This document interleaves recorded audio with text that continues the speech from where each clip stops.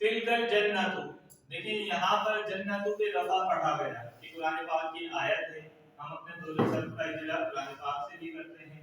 اب جنتو کے اوپر رفع کیوں پڑھا گیا ہے؟ تو یاد رکھیے جب دو معرفہ ایک ساتھ آ جائے، کیونکہ یہ تل کا اس میں اشارہ ہے اور الجنتو الف لام داخل ہونے کی وجہ سے یہ بھی معرفہ ہو گیا، جب دو معرفہ ایک ساتھ آ جائے تو وہ موصوف صفت کی ترکیب ہوتی ہے۔ بعض لوگوں نے اس کو مبتدا منہ اور بدل کی ترکیب سے بھی تعبیر کیا ہے، وہ بھی آپ کر سکتے ہیں۔ موصوف صفت مل کر یہ بن جائے گا مبتدا۔ اب مبتدا بن گیا، اب ہمیں خبر کی تلاش ہے۔ اس کے بعد آیا اللہ کی، یہ اس میں موصول ہے۔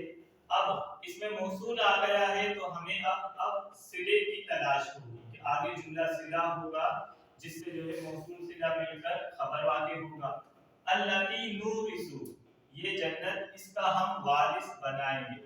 اب نورث بات آتی ہے کہ یہ کون سی گردان ہے، تو اس کے اوپر رفع پڑھا جا رہا ہے، تو اس کے آخر میں رفع پڑھا جانا اس بات کی علامت ہے کہ یہ مضارع کی گردان ہے۔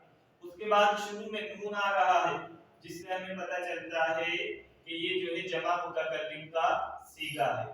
پھر شروع کے اندر اس کے واو ہے، واو شروع میں آئے تو اس کو ہم مثال کہتے ہیں، تو اس کا تعلق مثال سے ہے، یعنی ہر اقسام میں یہ مثال ہے۔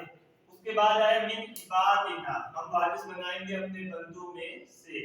اب عبادنا، عبادنا جو ہے آپس میں اس کا کیا تعلق ہے؟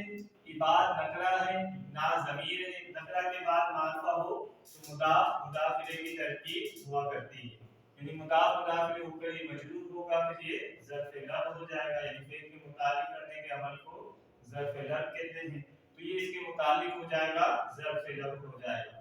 من کان تقیا، جو ہوگا متقی، اب یہ من موصولہ ہے۔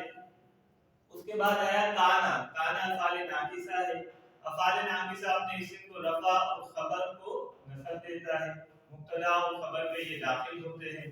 کانا کے اندر ہوا ضمیر ہے جو اس کا اسم ہے، اور تقین یہ اس کی خبر واقع ہو رہا ہے، یعنی تقین حالت نصبی ہے کانا کی خبر ہونے کی وجہ سے۔ تو ہم نے اس عبارت کو صرفی و نحوی اعتبار سے دیکھ لیا۔ تو اسی طرح آپ کو جو ہے قرآن پاک کے اندر صرف و نحو کا اجرا کرنا ہے۔